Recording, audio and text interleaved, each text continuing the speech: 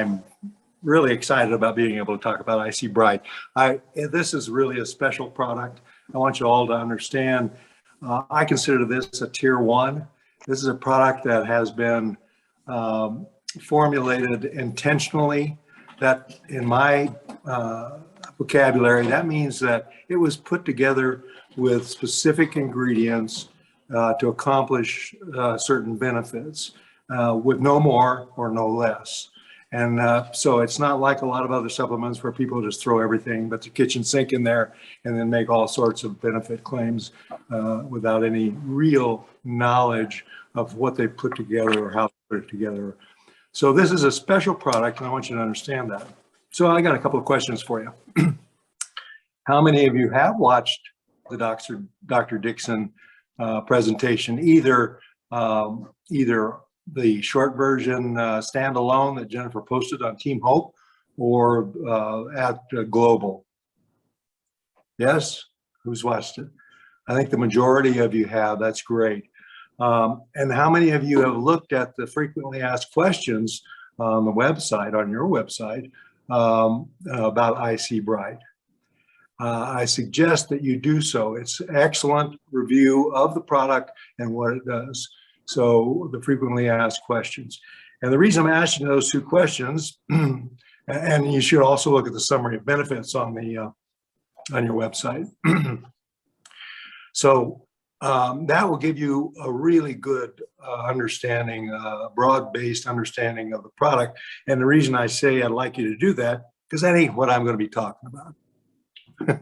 I'm going to talk about some other things that have to do with IC Bright. So I'm going to talk about what I consider some really cool stuff. So I'm going to take you into the weeds. So fasten your seat belts and hold on. So what does IC Bright mean? What does IC Bright mean to you? What does IC Bright mean to you, Jennifer? What does IC Bright mean? Oh, sorry. Oh, that's okay. For me, it is about eye health. It's not having such tired eyes all the time and protecting them from all these extra blue light things that environmental assaults that I didn't even know, really, I never even thought about. That's for me. Great. That's right. That's right. So, yeah, you know, I've looked at the literature. There's something like 2,500 papers on the two main ingredients. I'm not talking about all the ingredients. All the ingredients work together to accomplish this, but the ones that are special are the carotenoids, the xanthil carotenoids, that is lutein and zeaxanthin. Those are the ones that are really special, and those are the ones I'm really going to focus on.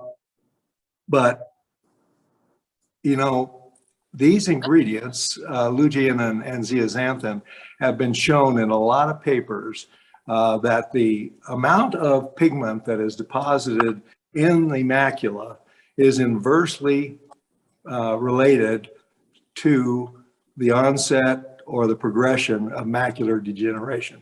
That is, the more pigment that you have in your macula, the less likely that you're going to suffer from macular degeneration. Secondly, in these papers, many of these papers show a relationship to food, that is what your diet is, because leafy green vegetables, bright fruits and vegetables are the sources of these carotenoids. And if you have a diet that's high in that, that's a good thing. But if you don't, which most people probably don't, then you should be supplementing. And there's a lot of the literature that shows that supplementation, in fact, will add to the pigmentation in the macula of the eyes. So, but there's something else about it, something else about IC Bright. How about the bright part? IC Bright makes you brighter, not just seeing the bright things, but it makes you brighter, cognitive function. And I'm going to focus on this because I think this is something that really has been kind of not really detailed to us. Okay, so it helps eye health generally because there's a lot of factors in IC Bright that help everything from potentially everything from cataracts to dry eye to the macular degeneration, and then like I said, it's been shown that these macular pigments actually are overall health of these various structures within the eye, and that these carotenoids, zeaxanthin and lutein particularly, and a metabolite of them called mesozeaxanthin, are critical and are absorbed by the neural tissues such as the retina, the macula. So, okay, improves eye health and the benefits to vision that might provide. But I'm going to focus, like I said, on cognitive function, and I'm going to look at a couple of papers that specifically get into this. Lutein and zeaxanthin are isomers. That means that chemically they have the exact same chemical formula. Pretty cool. But they are structured differently. Isomers mean that they have the exact same components in the same amounts in their structure, but they may be organized differently. For example, they may be mirror images. So when you look in the mirror in the morning, you could say, oh, there's my isomer. But anyway, they are the same, but they're different and they function a little bit differently. They're not produced by the body. Neither zeaxanthin nor lutein are produced in the body, so you do have to take them in. As I already said, mesozeaxanthin is produced in the eye and other structures from lutein and zeaxanthin. So there, some chemistry that you probably didn't really want or need, but I thought it gives you a little bit of background to where we're going with this. There's a recent series of papers, and one of them in particular that came out of the University of Georgia that is peer-reviewed, and it is titled "The Effects of Lutein and Zeaxanthin Intervention on Cognitive Function, a randomized double-masked placebo-controlled trial in younger healthy adults." And this study was done in a large number of college students with no health issues, mainly students at the University of Georgia. And the reason that's important to me is because it's not like these people have problems. They're, reasonably intelligent and they're in good health. So you can say, and the authors of the study actually said they anticipated that they wouldn't see much because these people are at the peak of their health and are cognitively sharp.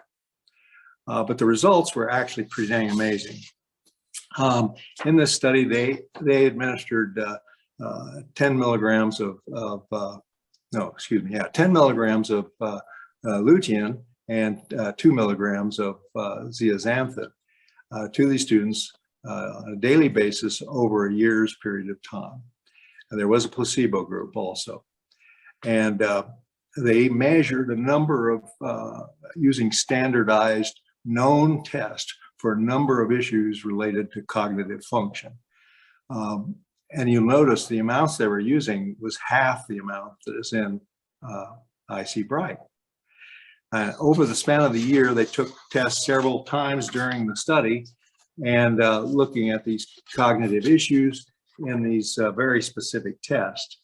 And what they found is that in the group that was taking the supplements, they increased the macular pigments measured in the macula by 20% over baseline and over placebo group.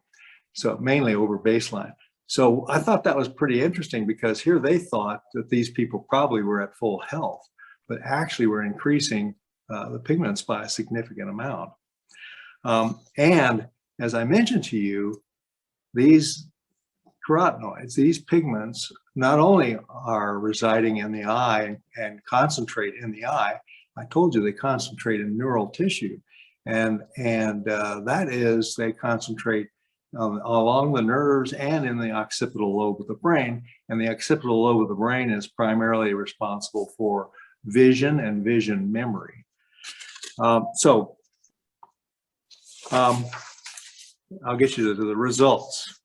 This is where we get what I think is amazing. So, improvement in spatial memory. Now, spatial memory, what's that? Well, spatial memory is our orientation, how we orientate ourselves in our world, how we see things, and where we are, and how we function when we try to locate things on a map, or when we try to visualize things on a map, and more importantly, how we locate objects like your keys when you need to find them, how you remember where they are. And in that, the ones that had significant improvement in their macular pigments were found to have about 100% improvement in the spatial memory. In other words, they doubled the measurements of the spatial memory. I'm not saying that their spatial memory was 100% better than the others, but the amount that they did on the spatial memory testing was twice as good as the other people. If we look at another one called complex attention, now this has to do with a lot of different things that were added together to get this complex measurement. Complex attention has to do with how you remember functions, how you understand what's going on around you. So it's a pretty important measurement. And in that measurement, the ones that had the increased macular pigments had a measurement that was about 10-fold greater than the ones that did not have that increase in the pigments. The other one is kind of a compilation of all the things that they measured, and it's called reasoning ability, which I think is really critical. Reasoning ability, and that again was increased by like 10-fold in the ones that had the macular pigments increased by over 10%. So I think the issue there is that here we have these young people at the peak of their health, and we saw these dramatic improvements in these measurements of cognitive function. There's other studies that have been done. This same group did a study that was completed more recently, and there's lots of other studies that look at older individuals. Some of you may know some of those, but older individuals who have significant problems with cognitive function.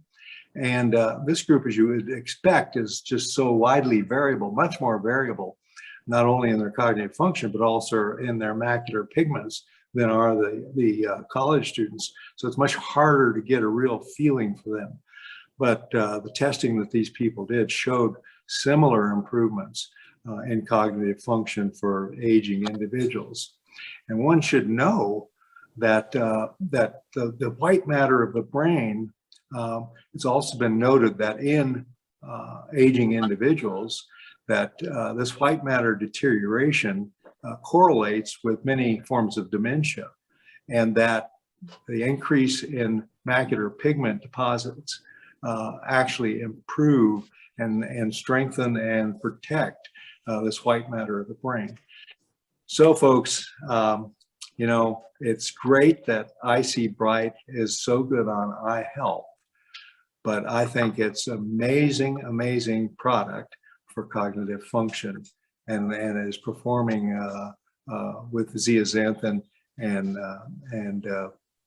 lutein to address these issues of cognitive function.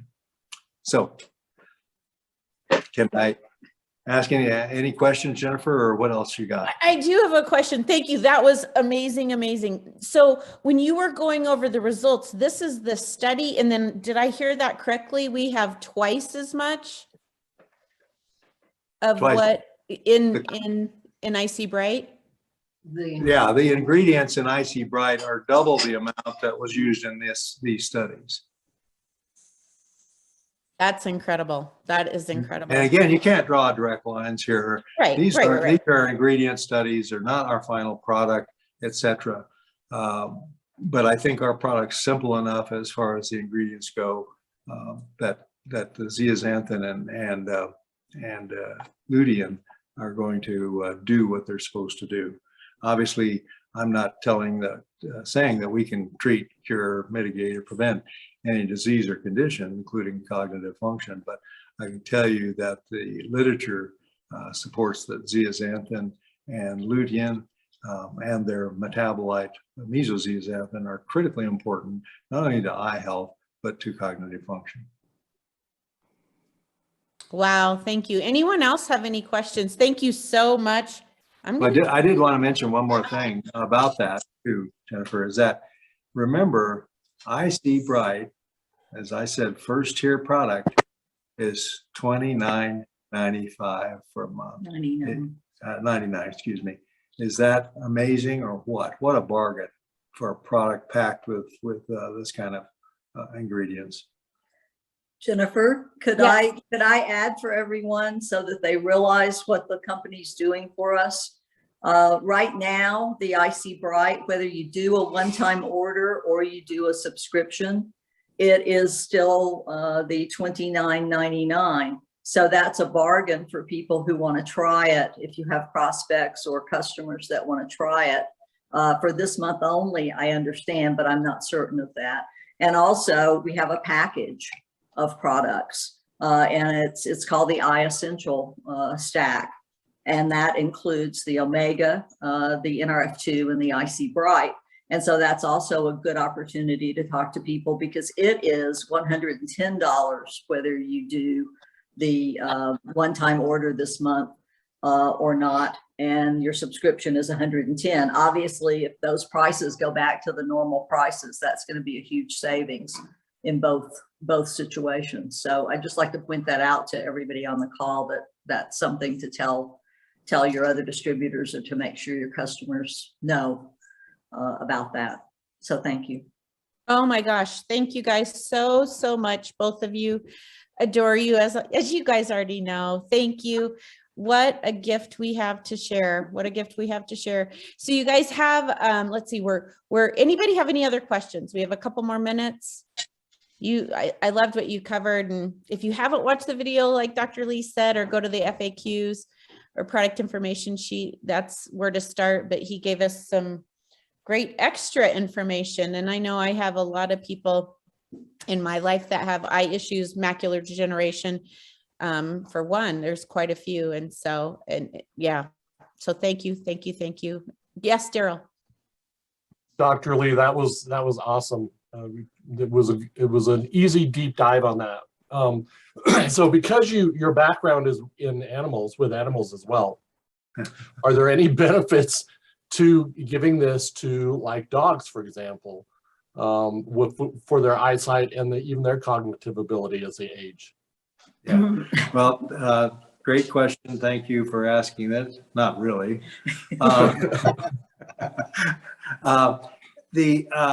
The product's not made for dogs. It's not made for animals. It was formulated specifically for humans. We don't have a clue what the amounts should be in animals. There's other concerns, particularly about copper in dogs, that have to be looked at, and we haven't really reviewed that. We haven't really looked at it. So right now, I'd say no. It's I don't know how you would dose a dog with this particular product and the way it's formulated. And the other thing to realize is that eyes are one of the organs that, while the parts are very similar to across species, they are very, very different. For example, there's an old saying about vision in dogs. You know, people think dogs and cats can't see color. They can. They do see in color, but they don't see near the type of color or the vibrancy in color as we do. And secondly, if you judged the dog by human standards, a seeing eye dog would need a seeing eye dog. Great, thank you very much. Thanks, Dr. Lee. There was a couple more questions. Sherry, you have a question? Crystal put one in the comments about how does it balance the circadian rhythm?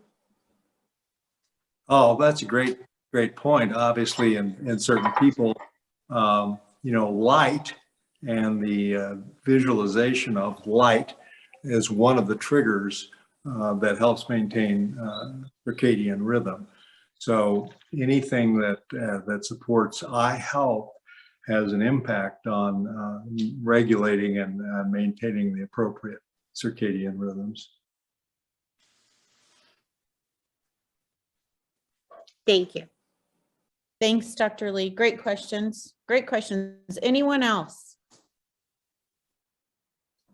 No, I'm not seeing any other hands up. Well, thank you. So see bright and be bright. I